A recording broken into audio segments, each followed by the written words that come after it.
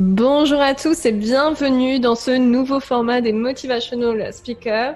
Donc aujourd'hui, j'ai la chance, l'honneur du coup de donner la parole à Alexandre Cormon. Donc Alexandre qui va se présenter.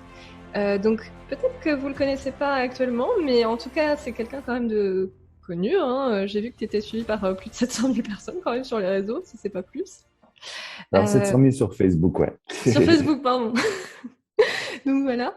Alors, Alexandre, est-ce que tu peux te présenter? Moi, j'ai compris que tu étais coach sur tout ce qui était relations amoureuses. Est-ce que tu peux nous en dire plus peut-être? Yes, avec grand plaisir. Bah, déjà, merci d'avoir pensé à moi. C'est très cool de ta part. Effectivement, j'ai un métier qui est atypique depuis 2007. Donc, je suis love coach, coach en amour. J'ai développé un cabinet de coaching en France. Je suis parti m'installer aux États-Unis en 2016 pour développer ma philosophie à l'international. Donc, je parlais pas un mot d'anglais, donc c'était un petit peu compliqué au début. Et puis là, aujourd'hui, ça fait 5, 6 ans que je suis installé, donc c'est assez cool. J'ai aussi développé au Brésil, en Espagne. Là, je suis en train de le faire en Italie. Donc ça, c'est mon activité principale. Et puis à côté de ça, je fais aussi du coaching en développement personnel et du coaching pour des entrepreneurs, des coachs qui ont envie de développer un petit peu leur activité. Donc j'essaie d'avoir du coaching général. On commence à dire life business coach, un petit peu de tout. Et ça me permet d'avoir un bon équilibre entre ces trois domaines. D'accord. Alors, je vais revenir peut-être déjà sur ton activité de love coach. Qu'est-ce que tu fais de manière concrète? Est-ce que c'est à l'étape de séduction, du couple? Comment ça s'organise? Bah, figure-toi que c'est à peu près tout parce que c'est vrai que ça fait 15 ans maintenant que je fais ça. Donc, je coach à la fois en matière de séduction, mais aussi on peut parler de développement personnel, de confiance en soi, de timidité. Si je vais quand même te prendre peut-être les domaines les plus larges. Le premier domaine, je pense, sur lequel je travaille, c'est la dépendance affective. C'est-à-dire vraiment le fait d'aimer une personne un peu trop, de s'oublier, de ne pas avoir confiance en soi. Donc ça, c'est un domaine très important pour moi. Le deuxième domaine, c'est tout ce qui est l'idée d'avoir un couple heureux, un mariage heureux. Il y a beaucoup de personnes qui viennent me voir parce que leur couple est en perdition. Donc soit à deux, soit tout seul. Et puis, le troisième domaine, là où je me suis spécialisé, c'est vraiment du love coaching pour les femmes qui veulent trouver l'amour. Alors ça, c'est un petit peu spécial parce que c'est vrai que quand je me suis lancé en 2016, j'étais axé que vers les hommes. Et puis, au bout d'un certain temps, il y a quelques femmes qui sont venues vers moi pour me demander des conseils. Et j'ai fait un pivot puisque j'ai décidé de me concentrer que sur la gente féminine. En tout cas, beaucoup de mes vidéos sont vraiment pour les femmes. Et c'est vrai que j'ai compris que dans l'amour, on peut avoir besoin du conseil du sexe opposé d'une certaine façon. Donc, je pense que c'est ça qui m'a permis d'avoir une envolée d'abonnés sur YouTube et puis de coaching aussi. Et petite question, du coup, ces femmes qui sont venues te voir, est-ce que tu les coaches de la même manière que des hommes? En fait, quels conseils tu leur donnerais? Alors, il y a un petit peu de subtilité par rapport au sexe parce qu'on sait qu'on n'est pas forcément identique en tant qu'homme et en tant que femme. Mais moi, je me suis aperçu qu'il y avait beaucoup de femmes qui avaient un comportement masculin et des hommes qui avaient un comportement dit plus féminin. Donc, en fait, je dirais que mes conseils sont vraiment personnalisés à chaque personne. Et c'est ça la force de ma philosophie, c'est de ne pas rentrer dans des préconcepts, mais vraiment de s'adapter à chaque situation. Donc, je ne pourrais pas vraiment répondre à ta question pour te dire ce que je vais leur transmettre. D'une manière générale, les femmes que je coach, elles se lancent un poil trop vite dans une relation. Elles vont vraiment s'investir, baisser leur garde, ce qui les rend vulnérables et ce qui leur crée un manque de confiance qui amène la dépendance affective. Donc, c'est sur ces schémas-là qu'on va travailler en général. Ok, d'accord. Et justement, en parlant de dépendance affective, est-ce que tu pourrais préciser peut-être le schéma que tu vois chez ces femmes? Parce que chez des personnes dans mon audience notamment qui sont hypersensibles, c'est vrai que c'est des questions qui reviennent beaucoup. Et comment est-ce que, si moi, imaginons, je suis dans la dépendance affective, comment je fais pour pour rétablir cette situation, pour m'en sortir, quoi?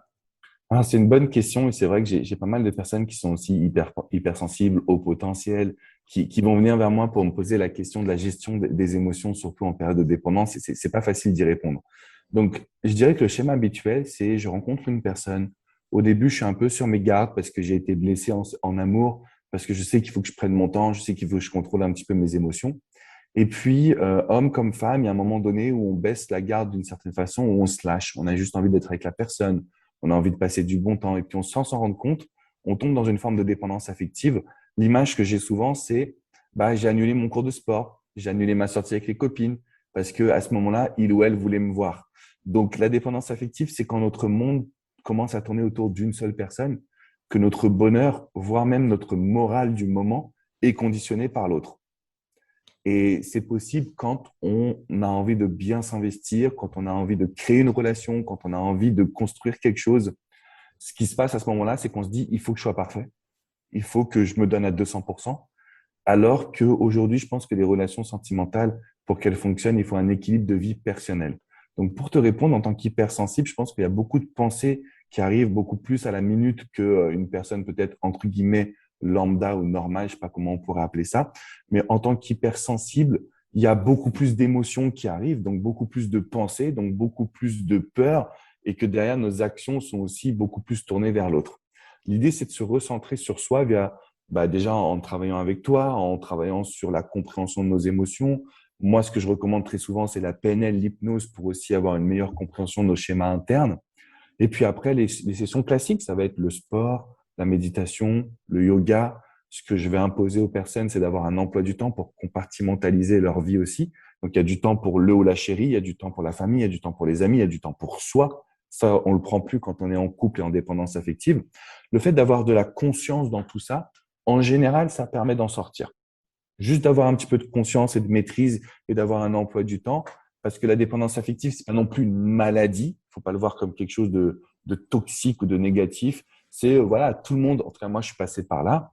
Et puis, une fois qu'on met un petit peu de conscience, qu'on se réadapte, on voit qu'on peut très bien être heureux en couple et dans tous les autres domaines de notre vie. Que c'est OK de le faire. La société a évolué. Je pense que c'est aujourd'hui tout à fait possible. Voilà, je pense que ça répond à ta question, j'espère.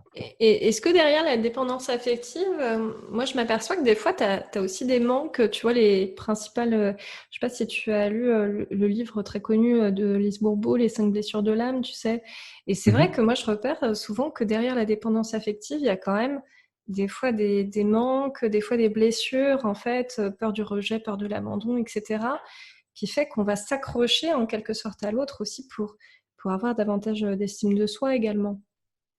C'est exactement ça. C'est-à-dire que la dépendance affective, pour moi, elle peut venir de deux facteurs.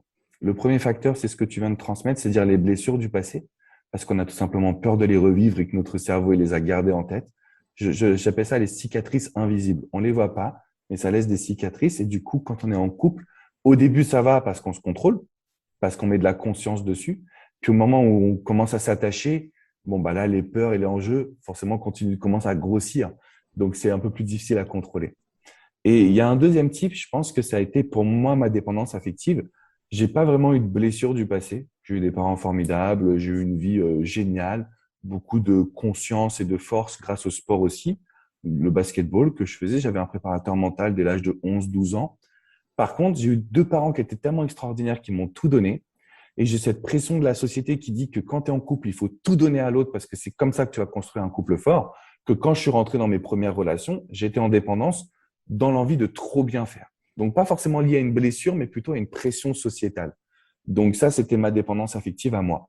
Mais sur ce que tu me transmets, je pense que tu as 100% raison parce que la majorité des dépendances viennent des cicatrices, des blessures du passé et de la peur de les revivre, forcément. Et toi, comment tu as fait du coup en donnant tout à l'autre pour réussir à peut-être prendre du recul, à te retrouver aussi toi? Alors, c'est pas facile. Il y a eu un moment donné où j'ai pris une grosse claque et je me suis dit, OK, il y a un truc qui va pas. C'est-à-dire, je suis pas heureux quand je suis pas avec ma compagne. Qu'est-ce qui se passe? Et donc, j'ai décidé de passer par une étape de célibat d'1 an et demi. Donc, quand je dis célibat, c'est-à-dire vraiment aucune relation sexuelle, aucune séduction, rien. Et j'ai compris au bout d'1 an et demi que je pouvais très bien passer du temps avec mes amis, avec mes parents, à faire mon sport, à aller à la fac, etc. Et à être heureux tout simplement, en fait, sans avoir besoin de quelqu'un d'autre pour me complémenter. Alors qu'avant, ça, pour moi, c'était inimaginable. Je pouvais pas être heureux si j'étais pas en couple. Donc, il a fallu que je passe par cette étape. Ça a été ma première claque que j'ai reçue, c'est le fait de me dire, OK, il y a un truc qui va pas, en fait. Je suis malheureux tout le temps, je me plains tout le temps. Les gens m'ont dit, mais Alex, on te reconnaît pas. Normalement, tu as de la joie de vivre, tu as une énergie positive. Là, tu es éteint. Et quand j'ai entendu ce mot, tu es éteint, je me suis dit, bon, bah, il y a un truc qui va pas, il faut que je travaille sur moi. Et je suis passé par, alors je dis pas que tout le monde doit le faire, ça a été la méthode par laquelle moi je suis passé qui m'a aidé. Mais c'est vrai que de prendre un mouvement de recul et de se dire, mais en fait, je suis vivant, même si je suis pas en couple, bah, OK, le couple, c'est la cerise sur le gâteau, mais c'est pas le gâteau. C'est Mmh. ça ce que je transmets aujourd'hui comme philosophie. Yes, OK. Alors, peut-être, Du coup, toi, ta vision aussi de la séduction, c'est même à titre personnel, qu'est-ce que ça serait? Parce que finalement, je trouve qu'il y a énormément de visions différentes. Il y a des fois les trucs de game, un peu de séduction, tu sais. Moi, quand j'entends coach en séduction, des fois, je pense un peu à ça. Des fois, tu as d'autres approches plus soft, on va dire, qui vont aller plus dans la création d'un lien un peu plus profond. Enfin, toi, comment est-ce que tu te positionnes justement? Alors, effectivement, il y a plusieurs approches. Je dirais que la mienne, elle est plus dans la douceur que tu viens de présenter. J'apprends, c'est un grand mot, j'essaye de transmettre aux femmes et aux coachs que j'accompagne l'idée que la séduction passe par notre personnalité. C'est-à-dire que si on fait découvrir des choses à l'autre, notre séduction, elle est ultra puissante. La problématique, c'est qu'on a tellement peur parfois de s'ouvrir ou de faire découvrir notre monde qu'on préfère faire des choses banales, lambda, type aller boire un verre, aller au resto, aller au cinéma, ce qui va en fait, même si c'est pas forcément notre personnalité, c'est ce qu'on va développer pour être dans la sécurité. Et ben moi, je veux les amener dans l'insécurité en leur disant non, non, tu vas me faire un truc que tu n'as jamais fait. Alors peut-être pas au premier rendez-vous, effectivement, peut-être qu'on va commencer par prendre un petit café, etc. Mais très vite, on va aller faire des choses que tu vois, un cours de yoga, d'aller courir ensemble, expo photo, des choses qui sortent un petit peu plus de l'ordinaire pour mettre sa personnalité en avant. Je pense que la séduction, c'est de faire vivre des émotions à l'autre. C'est de préparer des questions aussi qui vont être peut-être moins banales, moins interrogatoires de police et plus du naturel, comprendre la personne dans ses valeurs. Donc, c'est ce que j'essaie de leur transmettre et je trouve que ça marche plutôt bien parce que les personnes que j'accompagne se différencient d'un processus de séduction lambda. Donc, voilà, je pense que c'est ça que je vais transmettre aux hommes comme aux femmes et ça leur permet. Donc, c'est basé sur la sociabilisation, rencontrer un maximum de personnes et puis en même temps de travailler sur créer des connexions qui soient uniques, de sorte à ce que les personnes se rappellent de nous et puis que ça crée un lien fort de séduction. C'est intéressant ce que tu dis parce que créer des relations uniques, je trouve que notamment avec certains réseaux type Tinder, etc., ce genre de choses, on est quand même dans une espèce de, comment dire, de passage de la séduction à grande échelle presque, j'ai l'impression, et on a du mal, je trouve, à aller dans la profondeur des relations, à vraiment s'ouvrir à l'autre avec ce qu'on est, avec notre vulnérabilité, avec notre authenticité, et avec ce qu'on incarne réellement comme individu, quoi, en fait. Alors, c'est vrai qu'aujourd'hui, il y a beaucoup de choses qui ont évolué, notamment via les applications de rencontres. Et Tinder, c'est pas anodine que tu la cites parce que c'est elle qui a le plus de connotations un peu sexuelles. On va sur Tinder quand on veut un plan léger, d'une certaine façon. Je crois que quand même, il y a des belles opportunités sur toutes les applications, tous les sites de rencontres. On peut faire des belles rencontres. La seule problématique, c'est avec quel état d'esprit on y va. Je vais donner un exemple concret. Toutes les personnes que je coach, elles vont sur Tinder pour trouver l'amour. Dès qu'il y a une communication qui se passe bien, c'est bon, c'est lui ou c'est elle que je veux. C'est trop rapide. Il n'y a pas cette notion de j'ai envie de découvrir la personne, je vais envie de découvrir d'autres personnes, d'apprendre à sociabiliser, d'apprendre à rencontrer, de me dire, OK, ben on va tester, on va voir, on va apprendre à se connaître, on va faire plusieurs rendez-vous. Là, c'est à des personnes, elles se sont même pas encore rencontrées, qu'elles sont déjà en couple, déjà amoureuses. Et ça aussi, ça crée une forme de problématique principale. Donc, il y a le double. Il y a les personnes qui n'ont pas envie de s'engager, qui vont sur Tinder et qui peuvent parfois un peu déguiser leurs attentes. Et puis, tu as les autres personnes qui vont aussi trop s'investir émotionnellement. Moi, ce que je demande aux personnes que je coach, c'est d'aller sur Tinder, Bumble, Appen, peu importe l'application, en se disant, j'y vais pour rencontrer du monde. Et du monde, pas une seule personne, et par la suite, découvrir avec laquelle j'ai le plus d'affinité. Pour pas que ce soit que nos émotions qui parlent, mais que ce soit aussi qu'il y ait un petit peu de vraie connexion plus en profondeur, comme tu peux le préciser. Ouais. Mm. Puis ça se trouve, après, quand tu vois la personne, tu peux être déçu. Tu peux dire, bah, elle n'est pas du tout comme je l'attendais, comme je la voyais sur le Effectivement. profil. Effectivement. Et là, il y a cette philosophie que je développe qui est la désillusion. C'est-à-dire qu'en fait, on a une personne, ça se passe pas comme on veut. On se dit, ah, c'est trop dur, j'arrête tout. Puis 3 mois plus tard, on revient. Et puis une seule personne. Je crois vraiment à la sociabilisation, le fait de rencontrer du monde. Je trouve que c'est l'étape qui nous permet de ne pas faire de fixation. Quand on fait une fixation sur une seule personne, on met tous nos œufs dans le même panier. Ça ne veut pas dire qu'on va coucher, avoir plein de relations avec plein de personnes, mais simplement apprécier, rencontrer du monde. C'est ce qui nous manque aujourd'hui dans notre société. On est trop focus sur une seule personne à chaque fois. Puis j'ai l'impression qu'on est beaucoup sur cette idée aussi d'attente, que dès qu'on rencontre, moi je le voyais sur ce type de réseau, où on a l'impression que dès les premiers instants, il y a des attentes, que ça soit d'un côté ou de l'autre, que ça soit, comme tu disais, des relations courtes ou longues en fait. Mhm. Qu'à chaque fois, et c'est pas des rencontres désintéressées en tout cas. Non, c'est exactement ce que tu dis. Et imagine-toi la pression qu'on se met sur les épaules quand on est hypersensible et qu'on va à un premier rendez-vous, il y a de l'enjeu. C'est c'est là où on est vraiment, on se met trop de pression, ouais, il y a trop de peurs qui vont ressurgir. Et après, on a des comportements qui sont plus nous-mêmes, on n'est plus nous-mêmes d'une certaine façon. Ouais. Ok, ok.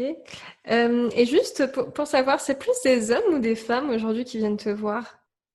C'est plus les femmes parce qu'effectivement, dans mon discours, je me suis plus orienté vers la gente féminine. Donc, ce qui est marrant, tu vois, dans mon équipe, j'ai deux autres coachs masculins et une coach féminine. Et c'est vrai que les hommes vont vers la coach féminine, les femmes viennent vers nous en tant qu'hommes. Je pense qu'il y a ce besoin ou cette envie plutôt de discuter avec une personne du sexe opposé, peut-être pour mieux comprendre les hommes pour vous, mesdames, ou inversement pour vous, messieurs.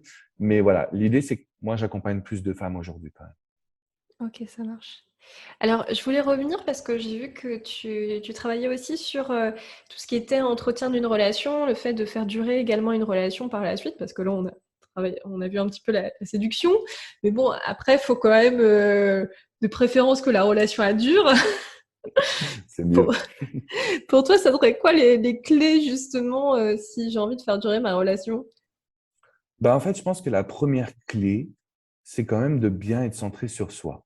Et ça, c'est la clé un peu bizarre parce que justement, on se demande comment communiquer, comment alimenter la flamme dans le couple, comment faire pour qu'on ait des bonnes relations intimes. Tout ça, ce sont des bonnes questions qui sont importantes, mais d'abord, ça part de nous. C'est d'avoir une vie personnelle dans laquelle on s'épanouit, d'avoir une vie personnelle dans laquelle on garde une énergie positive. Donc, je dis souvent 1 plus 1 égale 3. Donc, on a chacun nos personnalités. Le couple est une entité. Donc, avant de se centrer sur le couple, il faut être centré sur soi pour pas s'oublier, pour pas tomber dans la dépendance affective comme on l'a vu tout à l'heure. La deuxième clé, qui est une clé que je juge un peu, tout le monde en parle, mais c'est vrai que moi, j'ai du mal à la comprendre avant de faire ce métier, c'est la communication ouverte. Aujourd'hui, si on veut avoir un couple heureux, on ne doit rien garder pour soi. Par contre, il y a des façons de communiquer. Et c'est vrai que quand on est dans l'émotion, on a tendance à beaucoup faire de reproches, alors qu'on est du coup, on rentre dans une communication un peu violente. Il faudrait aller plus vers une communication non violente, basée sur des questions, basée sur des ressentis, basée sur des explications aussi pour transmettre à l'autre vraiment ce qu'on a sur le cœur. Donc, je pense que la communication ouverte, c'est un point qui peut sembler banal, mais qui est vraiment, vraiment important. Le troisième point, tu me diras si c'est suffisant ou si tu veux qu'on en discute plus, mais pour moi, c'est aussi le point le plus important. C'est-à-dire que tous les couples que j'ai accompagnés, aidés, tous repartent avec cette règle. Une action nouvelle chaque semaine. Parce qu'en fait, on a besoin de faire vivre nos émotions positives, de créer de la dopamine dans notre cerveau. Et plus on vit des nouvelles choses, plus on se réinvente. Parce que la routine, c'est une cause avec la dépendance affective, ce sont les deux causes de rupture, de divorce, de séparation.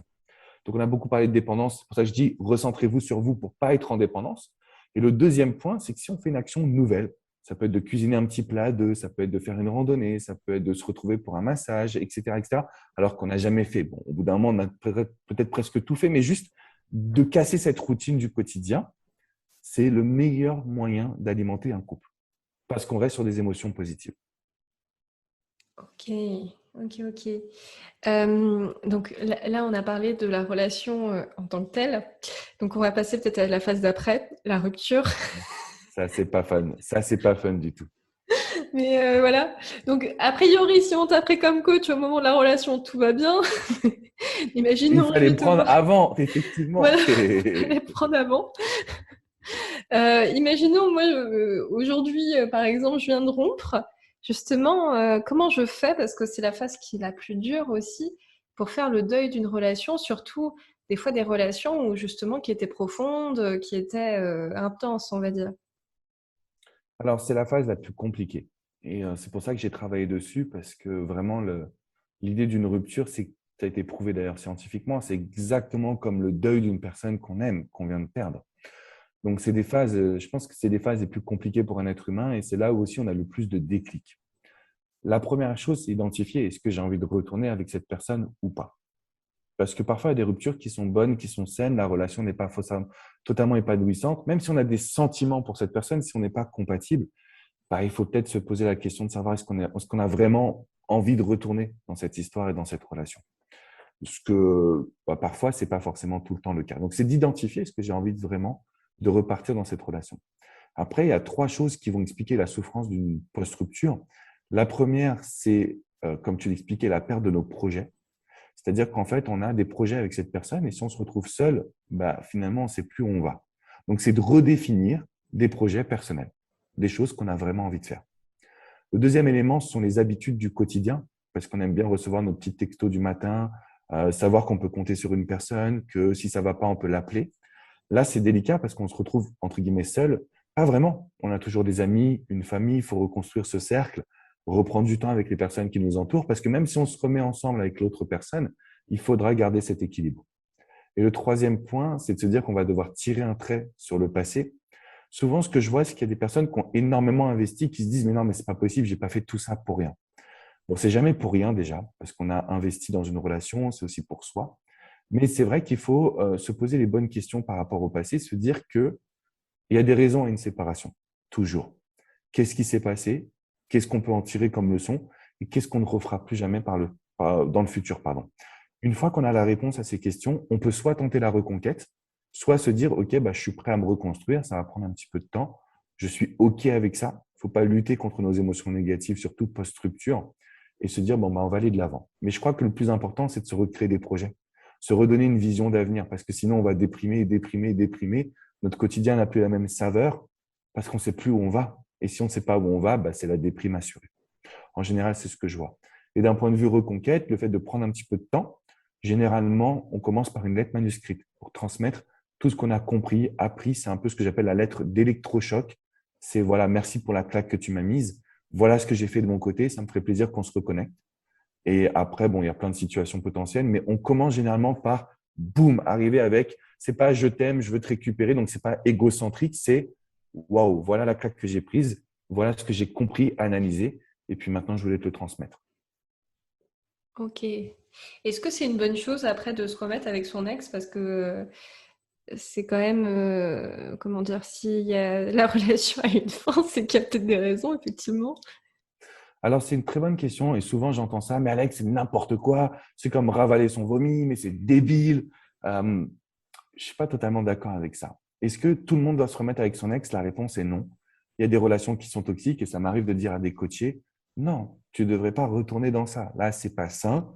Si vous faites pas un travail tous les deux sur vous-même, vous allez repartir effectivement dans les mêmes problèmes. Mais pour être honnête avec toi, je dirais que dans 80% des cas, la rupture, ça a tellement créé un électrochoc chez la personne que je coach que les erreurs du passé sont mises de côté. Par exemple, si tu es, je coach des hommes, un peu plus d'hommes d'ailleurs dans le cadre de la rupture, mais si les hommes se mettent dans une phase de se dire j'ai délaissé ma femme, bah, peut-être qu'il a eu un électrochoc et peut-être que ça va être sain, effectivement, qu'ils se retrouvent tous les deux, qu'ils sauvent leur famille, Voilà, je pense qu'on a tous le droit à l'erreur et qu'on a tous le droit au changement. Et dans 80% des cas, c'est très sain. Donc, c'est pour ça que moi, je crois au fait que c'est c'est tellement douloureux, une rupture, qu'on se remet en question pour de vrai. On n'est pas en train de jouer un rôle, ce n'est pas égocentrique sur oui, je veux revenir juste pour reprendre le contrôle et puis après, je vais le ou la requitter.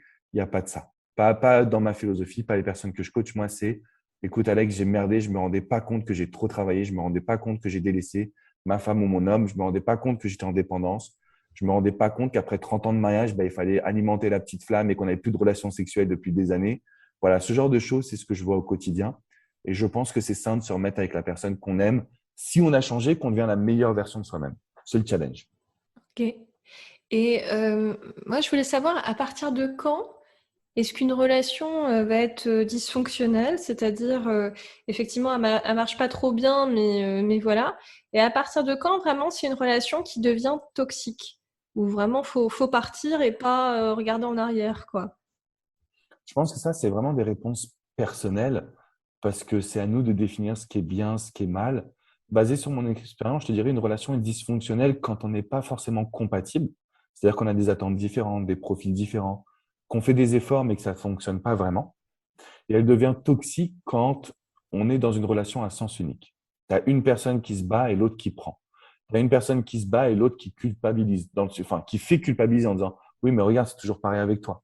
Donc, ça devient toxique quand on a une personne qui ne fait pas d'efforts, qui n'essaie pas de se remettre en question, qui n'essaie pas de comprendre l'autre. Souvent, la frontière, on pourrait penser qu'elle est mince, mais en fait, elle est très visible. Tu vois, tout le monde le voit. Donc, d'en discuter autour de nous aussi, je pense que c'est une bonne chose. Et donc, voilà, ça devient toxique à partir du moment où on a une personne qui a un contrôle absolu sur la situation. Mmh. Je vais définir ça comme ça. Ouais, je pense à des femmes, des fois, c'est qui notamment, enfin, moi, je connais plutôt des femmes qui sont dans cette situation-là, mais je pense qu'il y a des hommes aussi, hein, qui des fois étaient dans des relations tellement toxiques que ça les a vraiment bouffés, hein, avec des PN, etc. Enfin voilà. Mhm.